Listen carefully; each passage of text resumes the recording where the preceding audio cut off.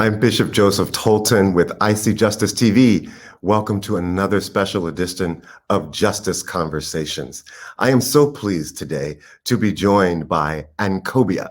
She was born a soul rebel. She embodies true freedom. Ankhobia believes that it is a journey to unlock your hidden power, your beauty, your sense of worth, and self-acceptance. In 1999, she made her debut at Birmingham's leading community radio station, PCRL. This laid the foundation for her vocation in the broadcast industry as both a journalist and as a researcher. Today, we tap into her bifurcated calling and more specifically her passion and deep knowledge about the life, the work, and the legacy of both the Honorable Marcus Mosiah Garvey and the women who influenced his thinking. I am so pleased on today to welcome Ankhobia. Ankhobia, welcome. It's such a joy to be with you. And through the beauty of modern technology, although you're on the other side of the pond, it feels like you're sitting right here with me in studio. I'm really pleased and absolutely and blessed to be with you. I've enjoyed the conversations that we've had between ourselves leading up to this interview. I think that your perspective on the Honorable Marcus Garvey is fresh and unique, and particularly important to this next generation of youth activists who are approaching the world from the lens of naturally being citizens of the world, curious about the world, curious about people beyond their borders, shores, and cultures. And so I'm very, very excited to get your take on Dr. Garvey. Welcome again. Ankhobia, every one of us is born into a situation, a very specific context. Can you describe the elements and features of Marcus Garvey's context and what you perceive set Marcus Garvey up to become the Honorable Marcus Mosiah Garvey? Okay, thank you very much for your warm introduction, and thank you very much for your invite, for reaching out across the pond, as you say, and inviting me to come onto your show. Thank you very much. Now, Marcus Garvey, as you rightly say, nobody is born in a vacuum. Nobody's born by themselves or without a context. Marcus Garvey was born in a very, very unique time, 1887. And you're looking at a time in the world where, let's first of all look at the island he came from. He came from the country of Jamaica, a country that was still being ruled by the British at the time, gone through a long period of enslavement. They'd gone through a process of so-called emancipation, which didn't bear the fruits they thought it would. So you have that element to him.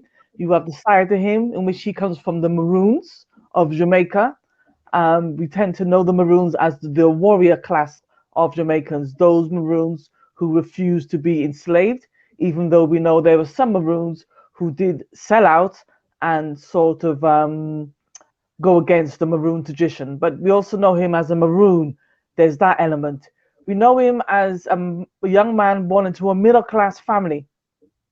So he had a sense of confidence that the average person around him who perhaps was born into a working class, they may not have had that level of confidence. At a very young age, he was managing men who were old enough to be his fathers, who were old enough to be his uncles. So you also have that element, Marcus Garvey, the businessman, Marcus Garvey, the manager. You also have a young Marcus Garvey who was heavily involved in local politics, who was concerned about equal rights for workers and that everybody was treated fairly. You have that Marcus Garvey. You have Marcus Garvey who grew up with his father was a very strong man. Garvey, spoke about his parents and the impact they had on him, but he also watched his father, a very strong African man, also go through his own struggles. And Garvey sort of put it that, his father sort of squandered the wealth of the family that left Marcus Garvey's mother and sister, poor. It kind of left them poor, and Garvey was then left to sort of provide for them. So you have all of these different elements around Garvey. Also, he's born into a world in which the European powers of the world have decided that they're going to control Africa, and they alone will control Africa rather than the indigenous people or the natural inhabitants of those countries. They will control those countries, and they will determine the will and destiny of those persons. You have a Garvey who then begins to travel the world and begins to see, hold on, certain conditions around him. Wherever he goes and sees his people, they're always in a second class situation. Coming from Jamaica, where he's living in a predominantly black country, but he is aware of the racial, the system of racism, white supremacy, because he has white friends, because he's middle class, he has white friends. He experiences at a certain age, the age of 14, for example, when they begin to move away from him, they don't want to associate with him no more, and their parents won't allow them to talk to him. So he has that early experience. Nevertheless, it didn't knock his confidence in himself. You also have in the Caribbean a very strong caste colorist system. Marcus Garvey, being a dark-skinned black African man, would have experienced the prejudice from that arena as well. So those are the circumstances that go into making a Marcus Garvey who he is. But of course, naturally, he would have had a divine given mission. Not all of us answer our calling, even if the circumstances are right, but he was able to hear that voice within himself and rise to the occasion.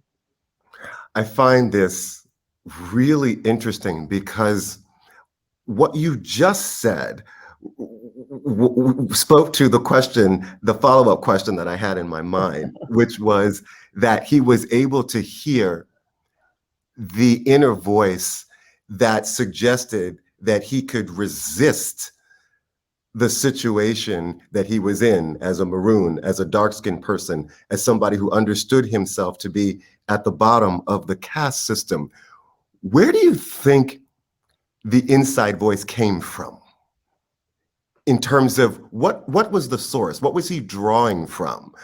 Was there a particular religious context, a spiritual context, his education? Where do you think that inside voice came from?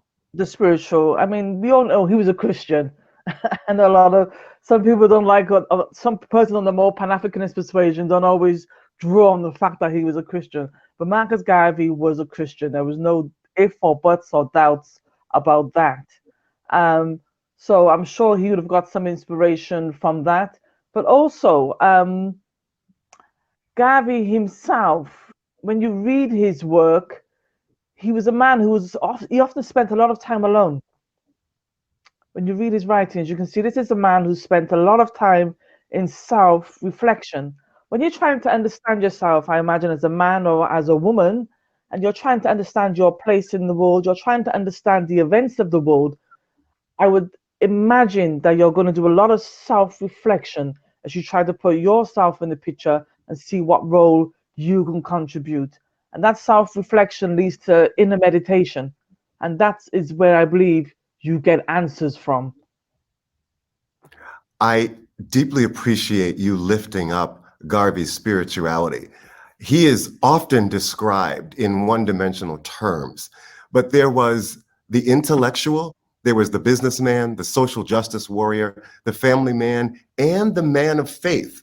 I personally believe, and obviously I'm biased, that there was a preacher that lived inside of Garvey. Can you tell us a little bit more about the multi-dimensional Garvey, and in particular, Garvey as a man of faith almost before he was a man committed to matters of social justice?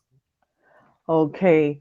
I've never heard him described in one-dimensional terms, to be honest with you. I've always saw him as a multi-dimensional man. As you said, a father, a husband, he was an entrepreneur.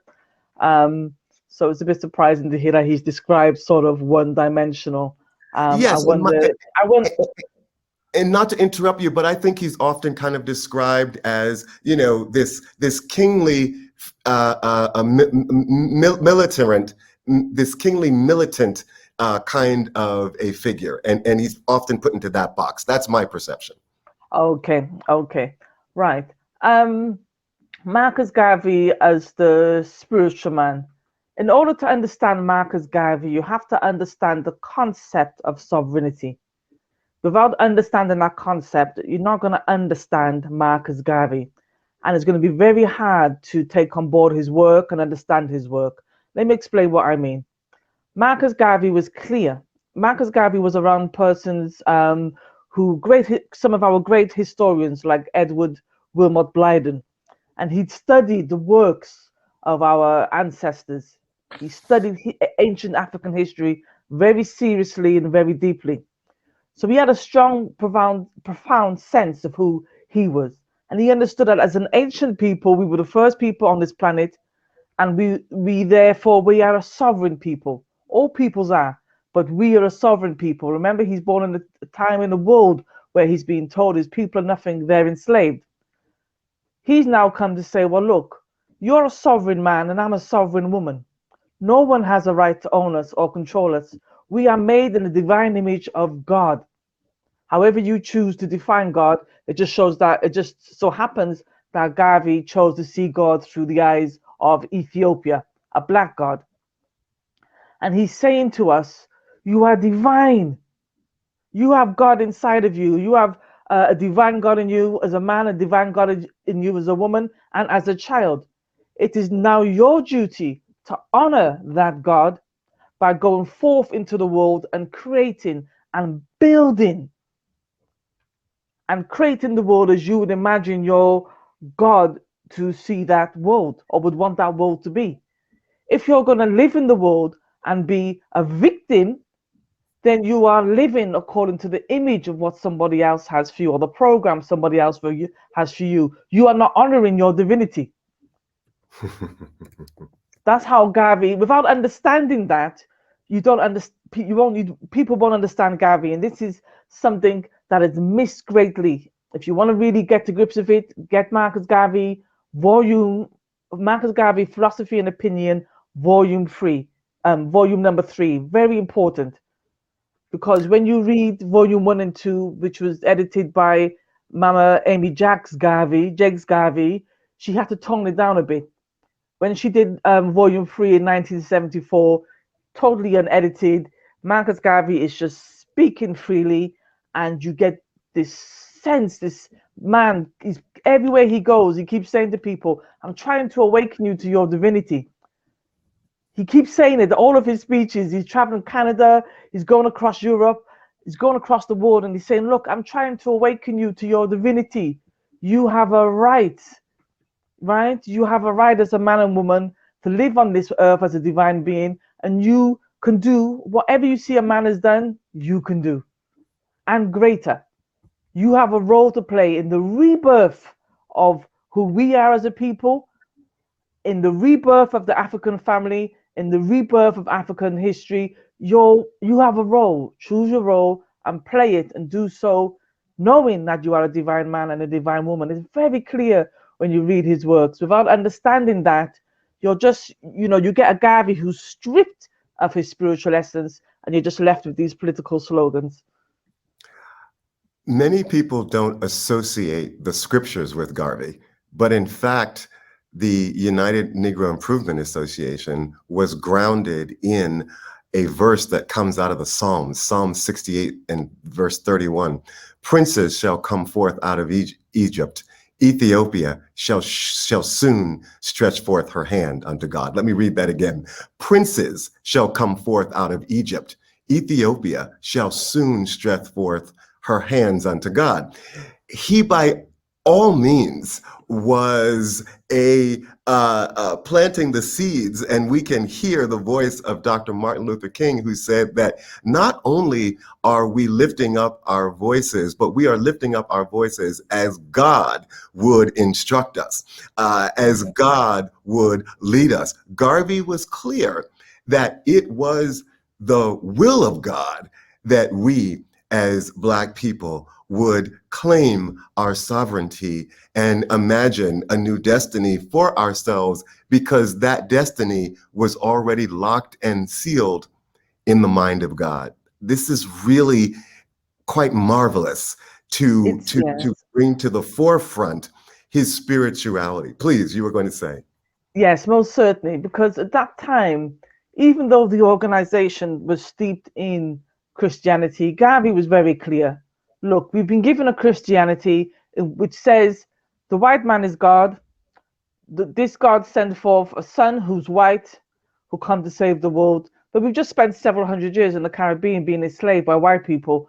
This doesn't quite add up. Okay? So he's saying everybody, every race and group of people sees themselves, sees God in their image. Fine. If the European wants to see the God in his way, that's fine. If the Chinese man wants to do so, fine. If the Indian man wants to do so, fine. But how crazy it is for you if your enemy, so to speak, is your deity. It makes no sense that you're oppressed, then you come home, get on your knees, kneel, close your eyes, and imagine yourself praying to a white God. No, your God needs to look like you. And that was what made the organization unique in a way that you don't get that with other Christians who are they get rid of the color issue. We're just all God's children. We're just going to live as one. Don't want to see the reality of the world for what it is. And accept other people will create God as a white image, will have white images in their churches, but would never think to have an image of Jesus as a black man, or the disciples painted black, or his mother Mary as a black woman, Joseph as a black woman, the angel coming down as black. These are, and not only that, like I said, Garvey studied African history. So Garvey was very clear, we were the first people on the earth and created the first civilizations. He had a great love affair with ancient Egyptian history, as well as ancient Ethiopian history and West African history. Very, very, very clear knowledge. He wrote about it quite extensively, actually, in the early part of his career. So he was very clear as to who he was as an African man and where he was coming from.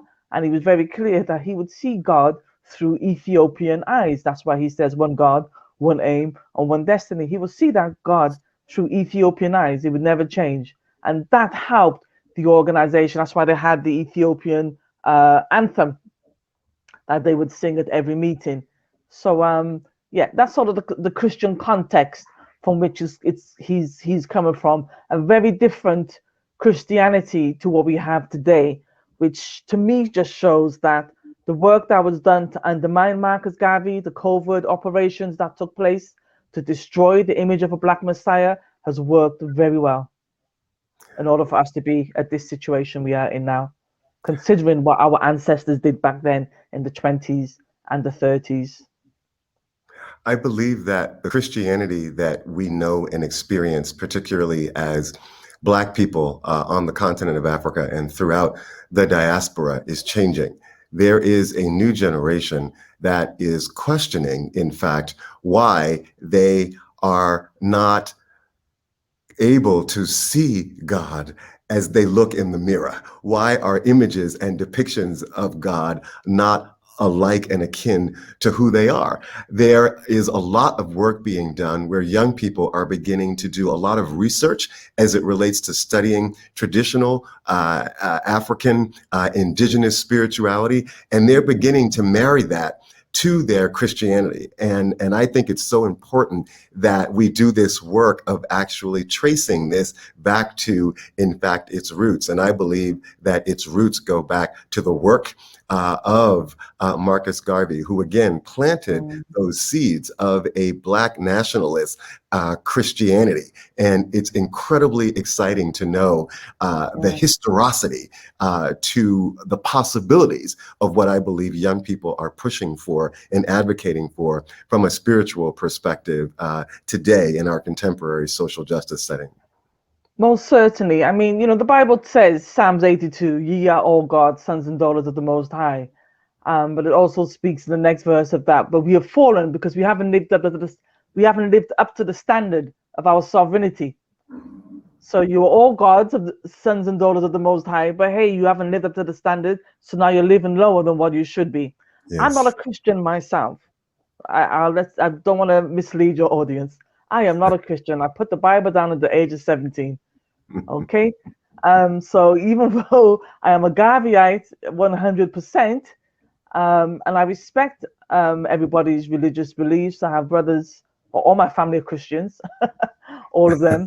Um, it just so happens that I am not. But yes, I am aware there is a movement with young people to want to be empowered.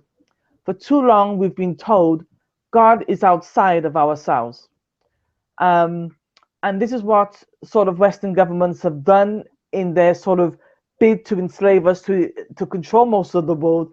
They take power outside of you and tell you must bow down to a central government, you must bow down to a sort of a royal family, monarchy, and you no longer have this intimate relationship with God, so you can be easily manipulated. And I think what young people are saying is, hey, we want back our power. We want back our power. We want our own experience with God. We want to say what that experience is like, what that experience means for us. And we want to bring God into the world to bring about justice, equality, empowerment for all, and so forth. There are also many young people who are turning away from the Bible. Many young people who've turned away from the Bible and are going down what they consider to be a more spiritual road. Even though I think there is spirituality in the Bible, but some people try to, they separate and say, no, the Bible's just a book dealing with, things that you do and processes, or spirituality is your relationship with life all around you. And the Bible doesn't deal with that. I slightly disagree with that myself, but there is a planetary consciousness that's awakening. We've seen it over the last 2 years, having gone through COVID. And at some level, I think we're all asking for a greater accountability from ourselves. I don't think it's enough to say, well, I can't do this and that because that person over there is oppressing me. I can't rise to be what I want to be because that person is oppressing me. No, we go back to what our ancestors said, Marcus Messiah Garvey, Amy Jacques Garvey, and those other great Garveyites of that day. And in the other movements as well that were around at that time, we look back at the legacy they've left us, where they told us, get off your knees, stand up as men and women, and go forth and play your role in the world. Tap into your divinity. See yourself as a Black person in everything, everywhere. Place yourself at the center of your world and go forth and conquer, regardless of what's in front of you. Trample it underfoot and just go forward because you're walking with divine authority. Garvey said that with confidence, you've already won the battle. Absolutely, and indeed. Yes, most certainly. You can imagine a boxer going into a ring and he has no confidence. He's already lost the fight. Absolutely. Tell us about Amy Ashwood and her special contributions and thinking as it relates to the work, and how she helped to really inform who Marcus Garvey was and became. Of course, you can even tell us, who was Amy Ashwood? Well, I'm going to be slightly controversial here. I love and honor Mama Amy Ashwood Garvey. Yes, I honor her. I give thanks for her life, her presence. We know she was a co-founder of the UNIA. However, brother, I'm sure you can appreciate this. Yes. If a man is married, okay, yeah, let me flip it this way, because the men might really, because it's mainly the men who push the two wives, so to speak. Let's put it this way: if a man was married to a famous woman, and she'd had a husband before him, and they divorced, and she married him, and then every time in the public her name was mentioned, they would mention his name alongside the ex-husband, how do you think he would feel? Well, as if your identity is completely, you don't have your own sense of identity. Okay, I say that to say, for me, the real, and I don't want to ignore your question. The real person for me, the real wife we should be looking at is Amy Jacques Garvey, where Marcus Garvey is concerned. He was married to Amy Ashwood for 3 months. She was a remarkable woman. She was an entrepreneur, Pan-Africanist.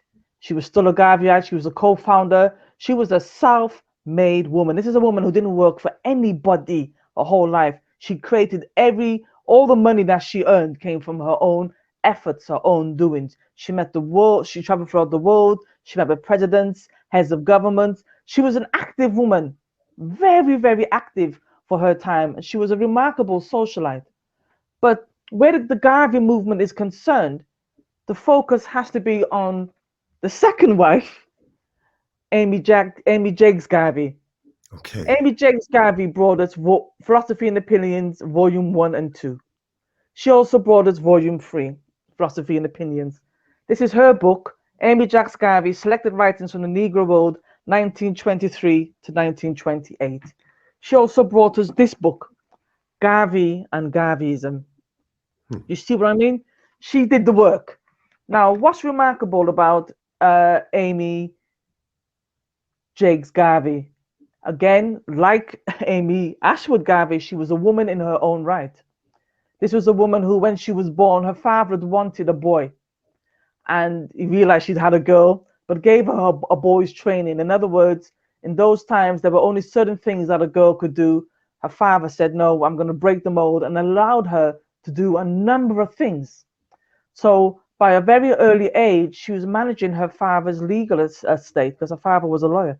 She was managing her father's legal affairs. So she's a very intelligent woman.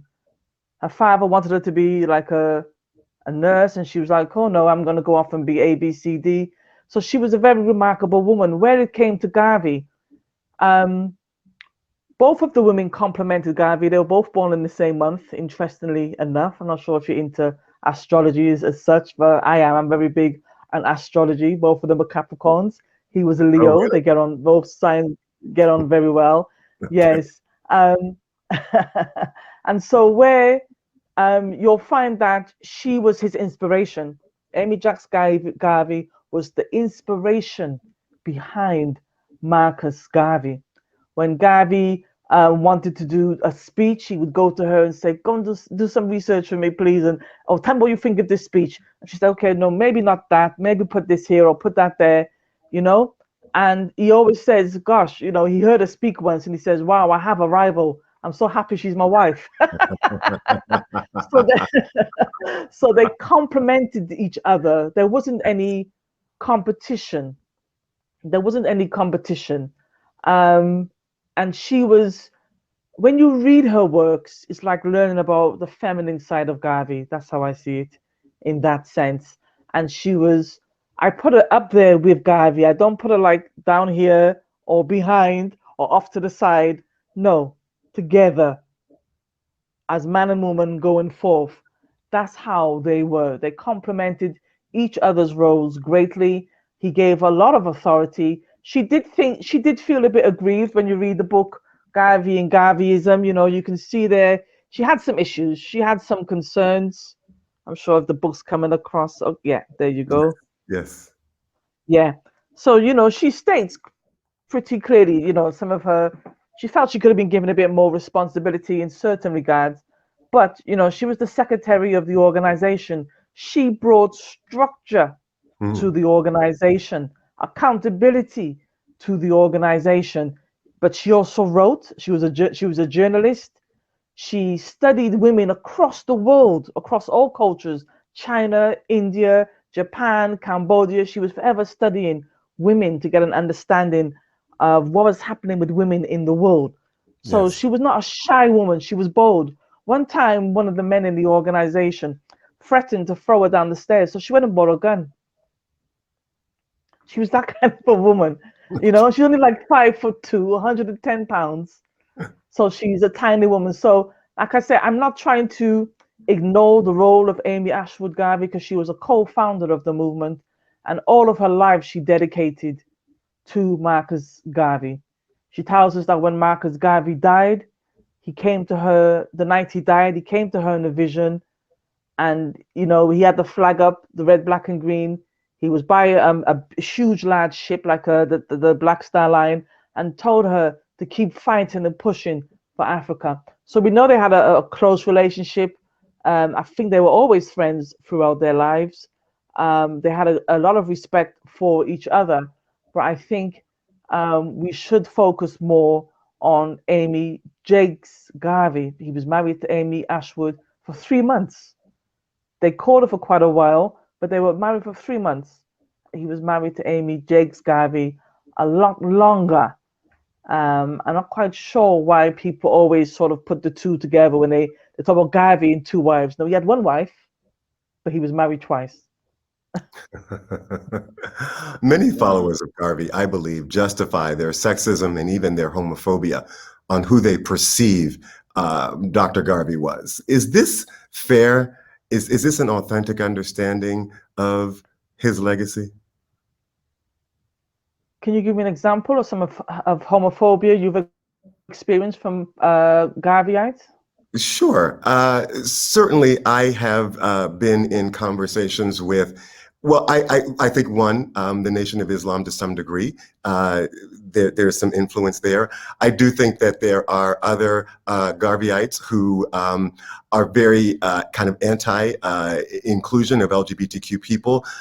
There was a gay man who authored one of the great novels of Garvey, The Negro with a Hat, and he came under quite a bit of fire for writing the book because of the fact that he was a gay person. It definitely can be felt in the texture of a lot of the work of those that claim the mantle of Garvey.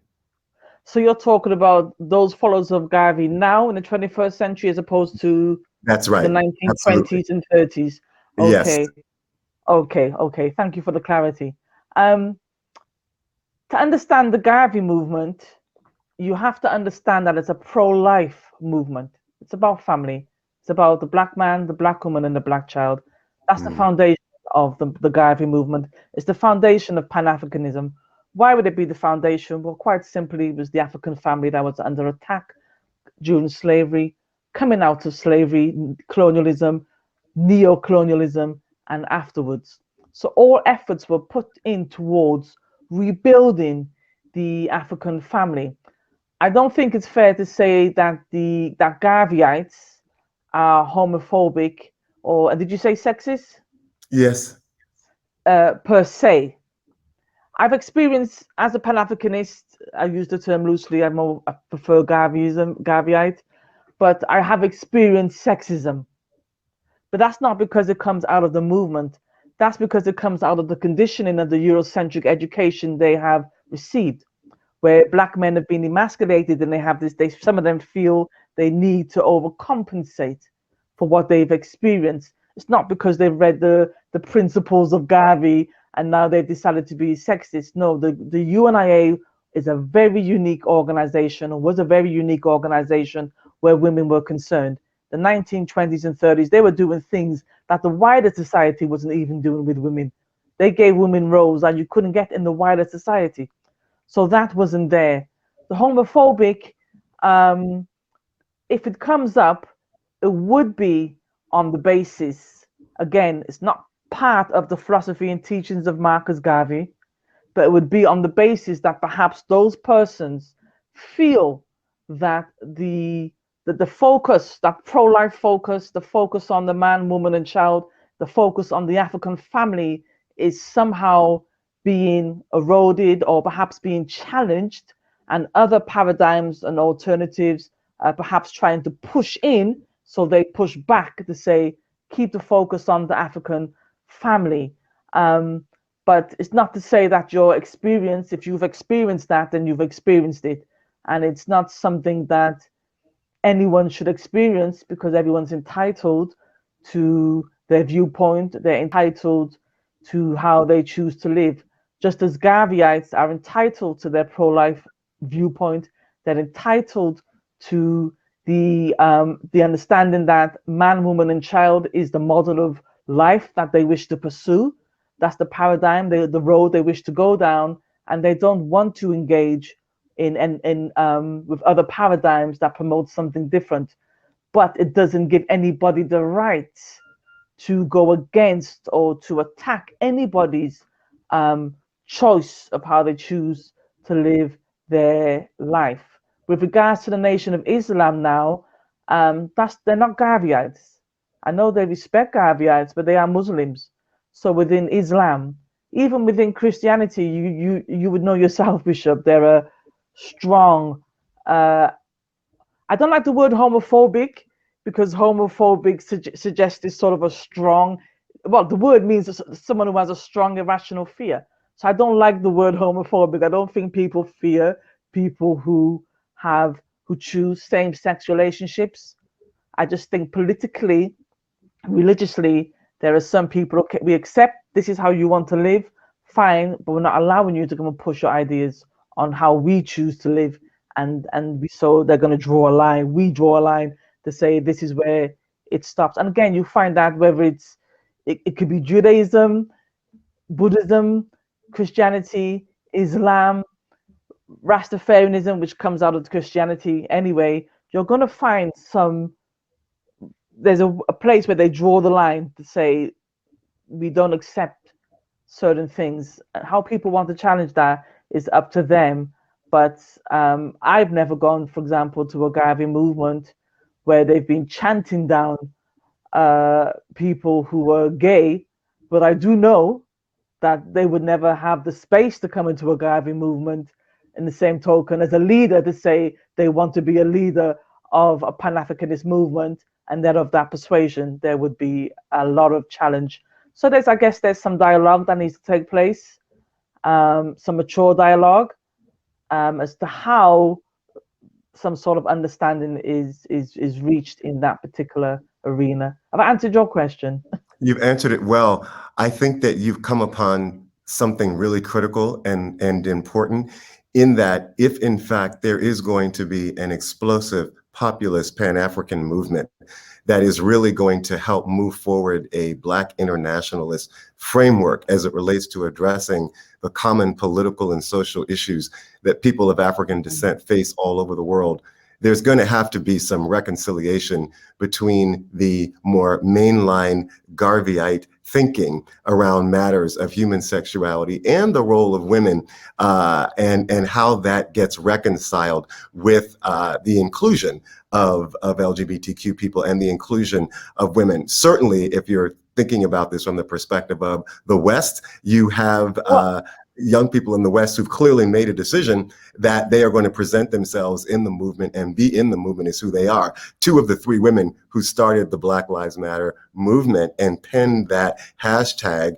self-identify as queer. And certainly on the continent of Africa, there's the most progressive social justice work being done on the margins are the nascent LGBTQ movements that are struggling and reaching for air and oxygen on the continent. So I think that there's going to have to be a reclamation in that regard. Okay, let me just sort of come back on some of that. I would find it hard to believe that the most progressive work for social justice being done in Africa is by the LGBT, whatever it is, community. I would find that very hard to believe, given the political struggles that have taken place on the continent of Africa, which have been, for the most part, predominantly Pan-Africanist, socialist, in some cases, Marxist movements. Those have not been underpinned by any sort of idea of this, LGBTQT. Those are not the most. I wouldn't say that movement is the most progressive in Africa. And I wouldn't also say that, I'm just trying to, because you said quite a few things there. Dialogue is needed, yes, but you see, we also have to have an understanding of politics and how Westerners have sort of come into African spaces and tried to dictate how we move forward, how we go forward. The Black Lives Matter is not a black family movement. It's not. It's a movement that was created for persons who were LGBTQT. Fine. Don't have a problem with that. I do have a problem, though, when that movement now wants to come to me as a heterosexual African woman and dictate to me how I choose to engage with the world. You see, so there's space for everybody, but I don't think that just because you have people who choose not to go down a certain road of sexual expression, that you have to see that as they're against us and we have to fight them. And this is where we now get our identity from. And all of a sudden, that the Black movement, which was primarily a Black family movement, the African family moving forward, is now being identified in terms, well, some groups, some persons want to now put it in a box and identify it sort of in sexual terms. It can't happen. It won't happen, I can assure you. We haven't worked in politics for years, been on the ground for years amongst our people. It's a minority, the LGBTQ movement. It's a minority, sort of a 0.01%, where in the majority of Black people's minds. So it isn't that the majority has to go over to the minority. A discussion is needed, but I just think we need to be a bit more open and honest about some of the things that we're saying, what we want, and what we're expecting. And it can't be just a case because some young persons have decided to call themselves gay, lesbian, or whatever. They now want to come and dictate to others how the movement goes. It's not going to happen. It is not going to happen in a million years. And I know you don't want to hear that. I know you wouldn't want to hear that. I understand that, but that is the reality. I'm down here, we're on the ground. You know, when it comes to work being done, the marches being done, when, you know, you're seeing the youths who are being murdered out into the street, and you go on these demonstrations, we're not going to have this movement sort of defined in sexual terms. It's bigger than that. We're dealing with family. We're dealing with life. And I think to go from what we've come from, our great leaders, Marcus Garvey, Mosiah Garvey, Omawali Malcolm X, Martin Luther King, Mama Winnie Mandela, all of these great leaders understood the movement and the fight for social justice and liberty in terms of how do we save the African family. Now, by all means, persons who decide to follow a certain sexual persuasion are part of that family. So no one's saying that they can't be part of the movement. Of course, you have the Black Lives Matter. They created what they wanted to create for themselves, but they're a small part of the Black community who's been heavily funded by Europeans, heavily funded, and now want to dictate and promote a certain social agenda, which has another agenda underneath it. And I think we need to, like I say, look at history, look at the eugenics movement. This is why some Pan-Africanists will push back. One of the policies of the eugenics movement in the 70s was to find a way to push homosexuality to the forefront of our politics. That's a fact. The research is out there. So when people are aware of this, certain narratives won't take place unless we're going to have really honest, open discussion and put everything on the table. And sometimes it's painful. Again, I'm not against anybody for how they choose to live. Everybody has a right to this space. This planet belongs to everybody, right?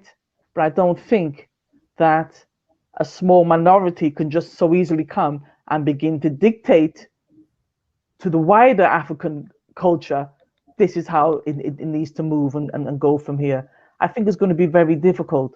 And I've been to the continent of Africa several times, east and west, and I don't see that movement of lesbian, gay, transgender, and I don't see that movement. And again, maybe because I'm not part of that movement, I'm not privy like you are to what you see. But what I see, for the most part, is a sort of a movement in the Black world towards a Pan-African sort of agenda, a socialist sort of agenda. I don't see this wider movement of saying just the LGBTQ. I don't see that, and I don't see them in the meetings where Pan-Africanists are. I don't see them in grassroots movements. And maybe, like you say, maybe that's the next dialogue that needs to happen, but I don't see that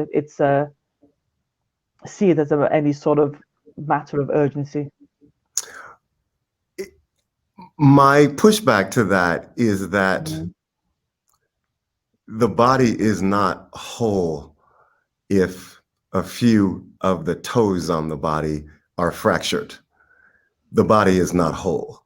But you'll never How have a whole movement, brother, where you'll never have any real movement where all of the masses get involved. That's sort of a utopia, isn't it? it's When you not, look at the world well, and how well it's run, it's let me 12 finish. families Let, that run the let, world. let me finish my thought.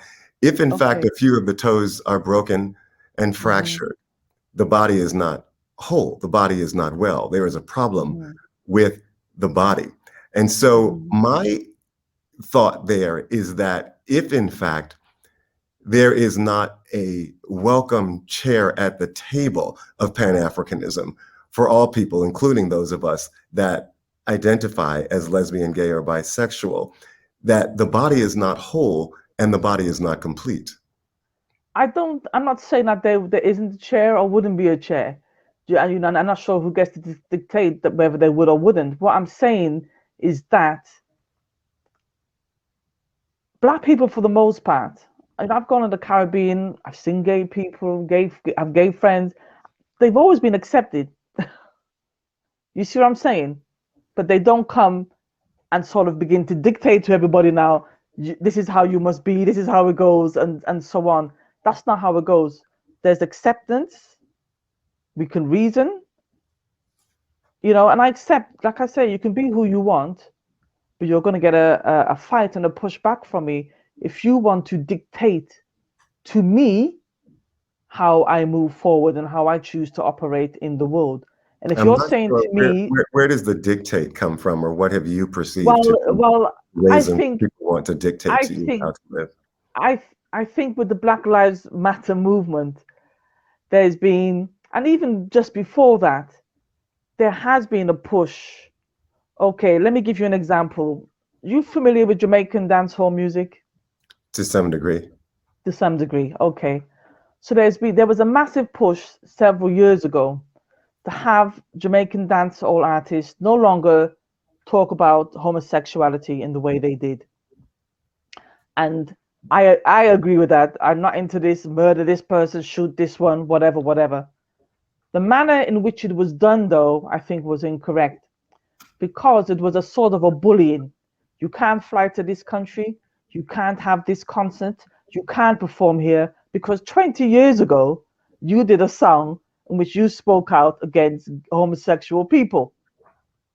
You see, now that doesn't allow for dialogue.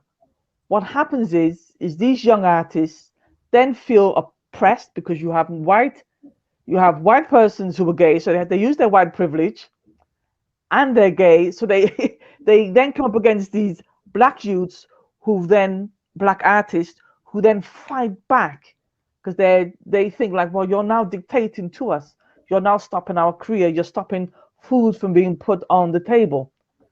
What I think could have been done, I think they missed a wonderful opportunity to have real dialogue, to understand why are these young people saying that they don't want homosexuality? Why are they talking about shooting and killing homosexuals?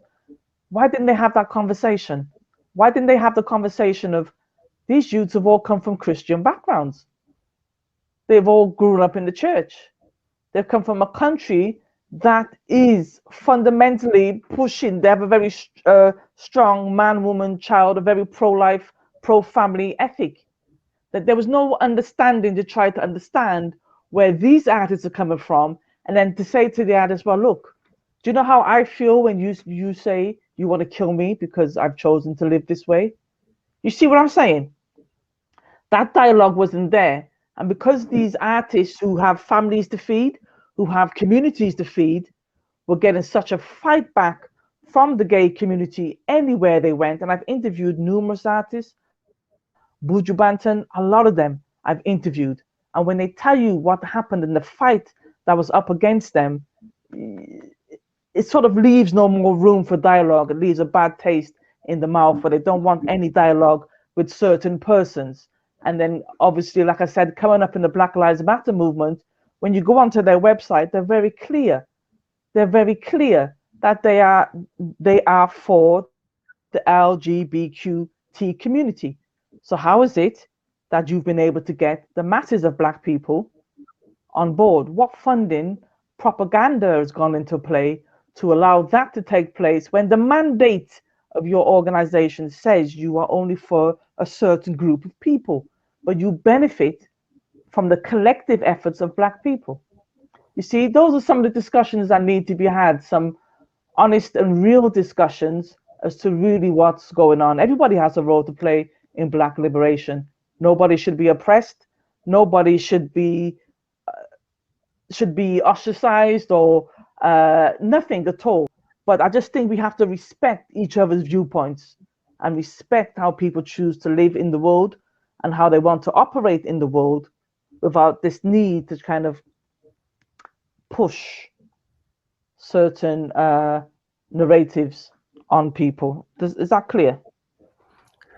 It is clear, and we should actually perhaps participate in that dialogue, and we should actually have some of that conversation between us and invite others into that conversation, because I do think that it is a critical conversation. There We've should had not be. homosexuals like James Baldwin. Sorry to cut you, brother, but we've had people like, I mean, James Baldwin was gay. I don't recall in any of his writings that I've come across, and I haven't read them all, that he was ostracized from the Black community or he was stopped from engaging with the Black community. I mean, wow, he sat down with Malcolm X and they reasoned, and you see what I'm saying? I do see what you're saying, but I think sometimes we forget how much we have in common, and we allow these sort of, that's what I'm saying, don't allow us these titles around sex or sexual identity to begin to divide us from the greater work that we have to do. Well, I agree with you overall, but I think that Baldwin would probably push back a little bit with regard to the ways in which he did have to fight and was ostracized. Now, you know, he was very accepted because he was so brilliant, but that acceptance came with a price. And I'm but just was he ostracized from his family and within the community he grew up, or was he ostracized from Black political leaders that he moved around with at the time?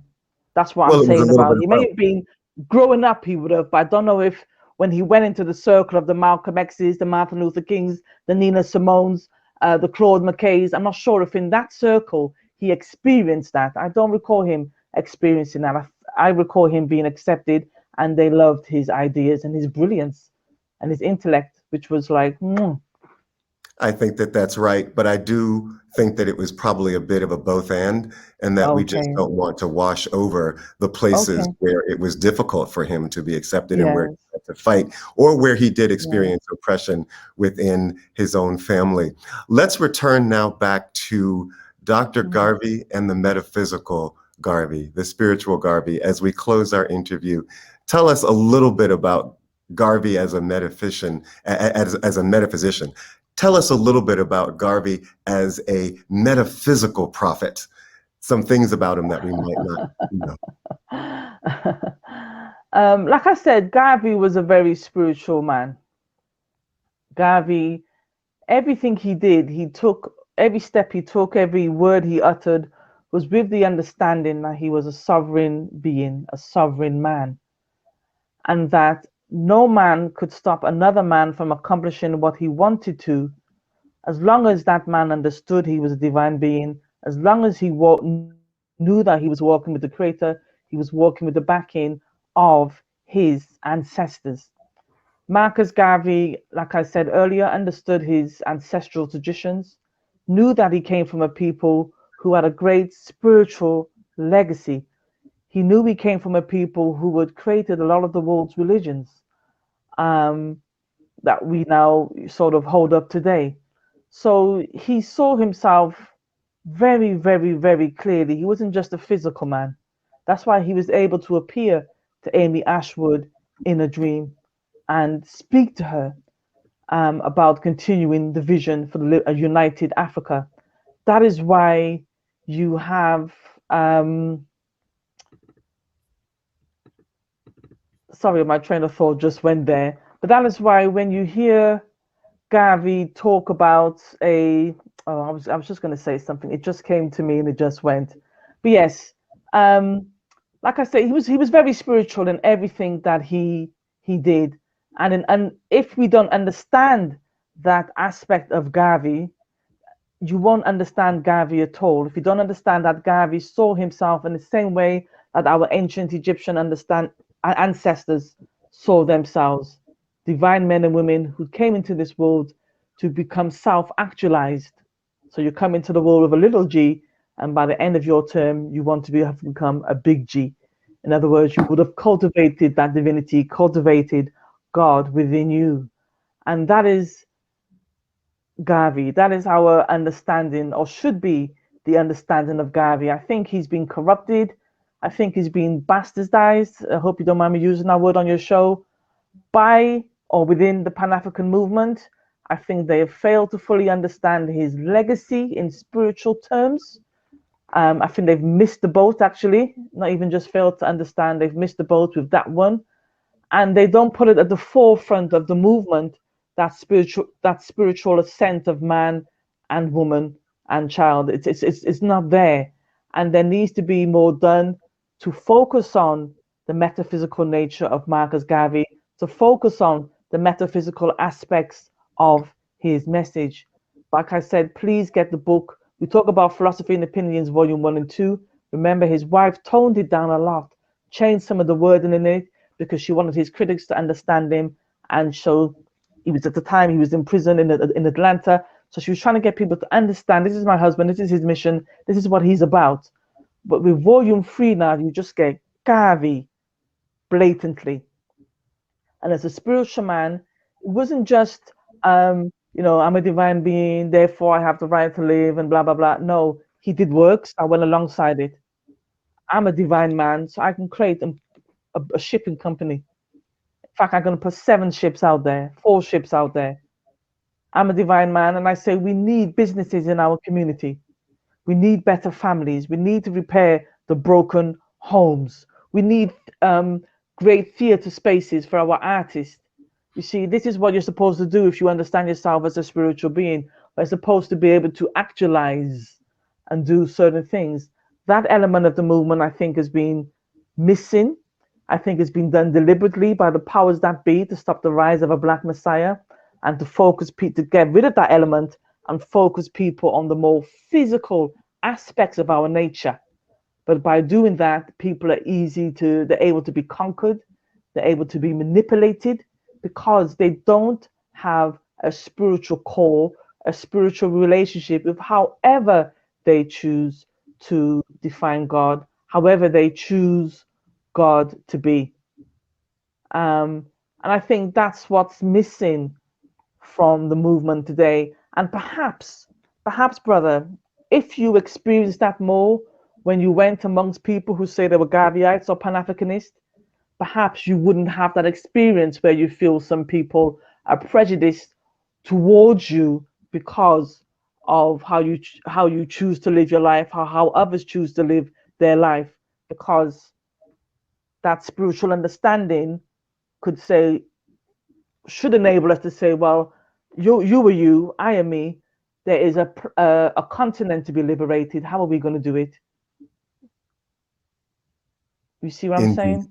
And maybe that's why when you go amongst the movement, you don't feel that sense of love, is what I think I'm hearing you say.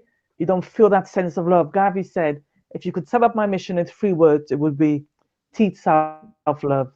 I came to teach self-love. It's a mission of love. And how do you love yourselves? It's very important. I don't think we've created the tools yet to show our people how to love themselves. Saying to someone, just love yourself is not enough. What's the process? How do they do that? If you're born into the world where you were born and told that you're subservient, you're second class, you're nothing, your people created nothing, you've contributed nothing to the world, how do you rise from that mindset, which is being conditioned in you, to a greater mindset that allows you to self-actualize as a man or a woman? How? I think the how is missing. And that's where the metaphysics of Garvey comes in, where you bring the movement back to its core. It was a spiritual movement. Bring it back to its core.